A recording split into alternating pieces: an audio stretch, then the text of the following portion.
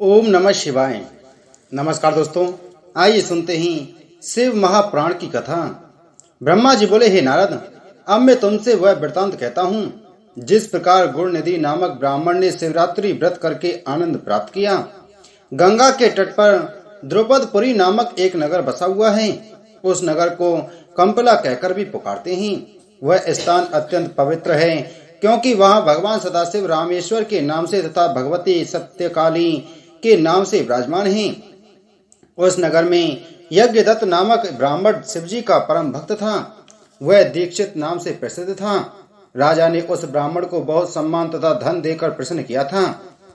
उसकी पत्नी परम धर्मात्मा एवं गृहस्थी के कार्यों में अत्यंत कुशल थी। कुछ समय बाद उस ब्राह्मण के घर एक पुत्र ने जन्म लिया जिसका नाम गुणनिधि रखा गया। यज्ञदत्त ने उसे धर्म कर्म का ज्ञान कराया एवं संपूर्ण विद्याएं पढ़ाई। फिर बड़े होने पर उसका विवाह भी कर दिया। हे नारद, कुछ समय पश्चात गुणनिधि बुरी संगत में पड़कर महादुष्ट बन गया। उसने वेद तथा प्राणों के धर्म को छोड़ दिया। माता ने स्वयं गुणनिधि को अनेक बार शुभ मार्ग का उपदेश किया, परंतु वह किसी भी प्रकार नहीं माना। धीरे धीरे वह व्यवहारिचारी, चोर, मदपी, चुगलखोर तथा मांस भक्षी बन गया। वह अपनी स्त्री को छोड़कर पर स्त्रियों के साथ रमण करने लगा। इन सब व्यसनों में उसने अपने पिता का धन नष्ट कर डाला। एक दिन वह अपने पिता की हाथ की अंगूठी को कहीं जुए में हार आया। संयोग से यज्ञदत्त ने उसे किसी एक ज्वारी के हाथ में देख लिया और उससे पूछा कि तुमने इस अंगूठी को कहां से पाया है। तब ज्वारी ने उन्हें यह उत्तर दिया, मैं इसे चुरा कर नहीं लाया हूँ। तुम्हारा पुत्र बहुत बड़ा ज्वारी है, उसी से मैंने यह अंगूठी जुए में जीती है। हे नारद, ज्वारी की बात सुनकर यज्ञदत्त लज्जा से अपना मस्तक नीचा कर घर लौट आया और अपनी स्त्री से गुणनिधि के बारे में यह पूछने लगा कि आजकल तुम्हारे पुत्र का चाल चलन कैसा है। यद्यपि यज्ञदत्त को सब वृतांत ज्ञात हो चुका था, फिर भी गुणनिधि की माता ने वास्तविक हाल छिपाकर यह उत्तर दिया कि गुणनिधि किसी भी प्रकार के बुरे कर्म में नहीं है। यह सुनकर यज्ञदत्त ने क्रुद्ध हो कुश और पानी मांगकर गुणनिधि के नाम कुशोदक छोड़ दिया था, अर्थ उसका त्याग कर डाला। यह देखकर गुणनिधि की माता ने हाथ जोड़कर अपने पति को समझाते हुए बहुत प्रार्थना की। तब यज्ञदत्त ने अपने क्रोध को शांत कर लिया, परंतु जब गुणनिधि ने अपने पिता के क्रोध का समाचार सुना तो वह उसके वैसे रोता पीटता हुआ घर से बाहर भाग गया। हे नारद, गुणनिधि को मार्ग में चलते चलते जब सूर्यास्त हो गया तब वह एक स्थान पर बैठकर रोने लगा। संयोगवश उस दिन शिवरात्रि थी।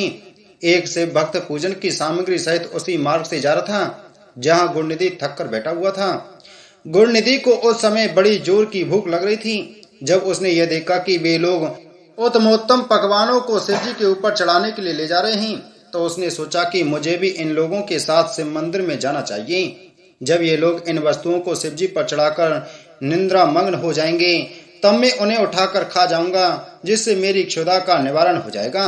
हे नारद, इस प्रकार निश्चय करके गुणनिधि उस शिव भक्त के पीछे चलकर शिवालय में जा पहुंचा। शिव भक्त ने मंदिर के भीतर पहुंचकर षोडशोपचार द्वारा भगवान सदाशिव की पूजा की, जिसे गुणनिधि ध्यान पूर्वक देखता रहा। तदुपरांत जब वे लोग मूर्ति के पास से अलग हटकर कुछ उगने लगे तब वह सबको सोता हुआ जानकर मूर्ति के समीप जा पहुंचा और धीरे धीरे पग बढ़ाता हुआ शिवजी पर चढ़े हुए नैवेद्य को उठाकर खा लेने की चेष्टा करने लगा। भक्त लोग बाहर से शयन में बैठे हुए थे तथा जहां शिवलिंग स्थापित था वहां दीपक बुझ जाने के कारण अंधकार हो गया था। गुणनिधि ने नैवेद्य को उठाने की इच्छा से अपने शरीर के वस्त्र से एक टुकड़ा फाड़कर सर्वप्रथम बत्ती जलाई। फिर उसने शिवजी के ऊपर चढ़े हुए नैवेद्य को हाथ में उठा लिया। जब वह मन में अत्यंत प्रसन्न होता हुआ शीघ्रता पूर्वक शिवालय से बाहर निकला, उस समय संयोगवश किसी शिव भक्त के पांव से उसका पांव टकरा गया, जिसके कारण उसकी निंद्रा भंग हो गई और वह चोर चोर कहकर चिल्ला उठा। हे नारद, शोर हो जाने से सब लोग उठ बैठे। उसी समय नगर के रक्षक भी उस स्थान पर आ पहुंचे। उन्होंने अपने बाणों द्वारा गुणनिधि को मार डाला। किसी पूर्व जन्म के पुण्य के कारण गुणनिधि मृत्यु के समय तक शिव निर्माल्य नहीं खा सका था। जो लोग शिवजी पर चढ़े हुए प्रसाद को, जिसे शिव निर्माल्य कहा जाता है, खा लेते हैं, उन्हें बहुत बड़ा पाप लगता है तथा उन्हें अनेक प्रकार के दुख उठाने पड़ते हैं। तथा वेद तथा पुराणों ने इस बात की पुष्टि की है कि शिव निर्माल्य खाने से बड़ा पाप लगता है, अस्तु गुण निधि की मृत्यु हो जाने पर जब यमराज के दूत उसे बांधने के लिए आए, उसी समय शिवजी ने अपने गणों को बुलाकर यह आज्ञा दी कि हे गणों, गुण निधि ने शिवरात्रि का व्रत रखकर हमारे पूजन को अपनी आंखों से देखा है तथा हमारा निर्वाल भी उसने नहीं खाया है। इसके अतिरिक्त उसने दीपक जलाकर अपने हाथ से हमारी आरती उतारी है, इसलिए हमने उसके सभी पाप नष्ट कर दिए हैं और उसे अपना सेवक बना लिया है। जो व्यक्ति शिवरात्रि के दिन हमारा पूजन देखता है वह हमें अत्यंत प्रिय है, क्योंकि शिवरात्रि का व्रत सब व्रतों से अधिक श्रेष्ठ है। अस्तु हमारी कृपा से वह कलिंग देश का राजा होगा, तदुपरांत कुबेर बनकर हमारे मित्र के नाम से प्रसिद्ध हो तीनों लोकों में श्रेष्ठ प्राप्त करेगा। हे नारद, शिवजी के मुख से यह आज्ञा सुनकर गणों ने यमदूत के पास पहुंचकर उनके हाथ से गुणनिधि को छीन लिया और उसे शिवजी के पास ले गए। शिवजी की कृपा से गुणनिधि कलिंग देश का राजा होकर दम नाम से प्रसिद्ध हुआ। तदुपरांत वह कुबेर बनकर शिवजी के मित्र के नाम से संसार में प्रसिद्ध हुआ। ब्रह्मा जी ने कहा, इन पुत्र, पूर्व काल में सौमणि नामक एक ब्राह्मण पुत्री परम सुंदरी थी। उसके पिता ने एक योग्य ब्राह्मण पुत्र के साथ उसका विवाह कर दिया। दोनों पति पत्नी सुख पूर्वक विहार करते हुए अपना जीवन व्यतीत करने लगे, परंतु संयोगवश उसका पति युवावस्था में ही मृत्यु को प्राप्त हो गया। पति के मरने पर कुछ दिनों तक तो सौमणि शुद्ध आचरण से अपना समय व्यतीत करती रही, परंतु बाद में कामदेव के वेग को सहन न कर सकने के कारण व्यभिचारिणी हो गई। हे नारद, एक दिन जब वह वन में भ्रमण कर रही थी, उसी समय एक शूद्र से उसकी भेंट हो गई। वह शूद्र उसे अपनी स्त्री बनाकर घर ले आया। उसके साथ रहकर सौमणि मद तथा मांस का भी भक्षण करने लगी। शूद्र के द्वारा उसने अनेक संतानों को भी जन्म दिया। एक दिन उसका शूद्र पति कहीं बाहर गया हुआ था।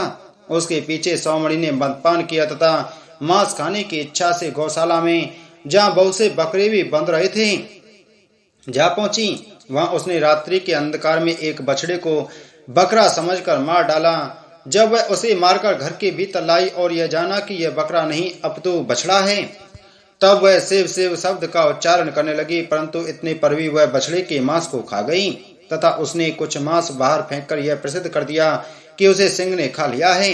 हे नारद, मृत्यु के उपरांत सौमणि ने एक चांडाली के घर में जन्म लिया। वहां पर जन्म से ही अंधी हुई। उसके माता पिता उसे छोटी अवस्था में ही छोड़कर मर गए। अंधी होने के कारण किसी ने उसके साथ विवाह भी नहीं किया। फिर उसे कुष्ठ रोग भी हो गया।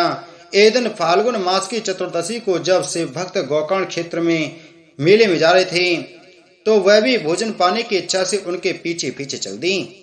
वहां वह दोनों हाथ फैलाकर भिक्षा मांगती थी, परंतु कोई भी उसके घृणित रूप को देखकर पास नहीं आता था। संयोगवश किसी एक शिव भक्त ने थोड़े से शिव बिलपत्र उसके हाथ पर रख दिए। जब उसने यह देखा कि वे पत्ते खाने के योग्य नहीं हैं, तो उसने क्रुद्ध होकर उन्हें नीचे फेंक दिया। भाग्यवश वे बिलपत्र एक शिवलिंग पर जा गिरे। तब अंधे की उस अज्ञान अवस्था की पूजा से शिवजी अत्यंत प्रसन्न हुए। रात्रि भर मांगते रहने पर भी किसी ने उसे खाने को नहीं दिया, जिससे अज्ञान अवस्था में उसका जागरण तथा निर्जल व्रत भी पूर्ण हो गया। हे नारद, प्रातः काल होने पर जब सब लोग अपने अपने घरों को लौटने लगे, तो वह अंधी चांडालिनी धीरे धीरे चलती हुई अपने घर को चली, परंतु मार्ग में ही एक स्थान पर गिरकर मर गई।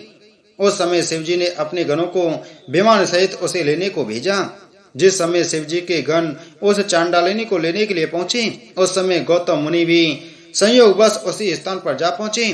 तब गौतम जी ने शिव गणों से यह पूछा कि तुम इस चांडालिनी को अपने साथ क्यों लिए जा रहे हो। तब गणों ने उन्हें सब हाल सुनाया। फिर शिवजी के गण उस चांडालिनी को विमान पर बैठाकर शिवपुरी में ले गई।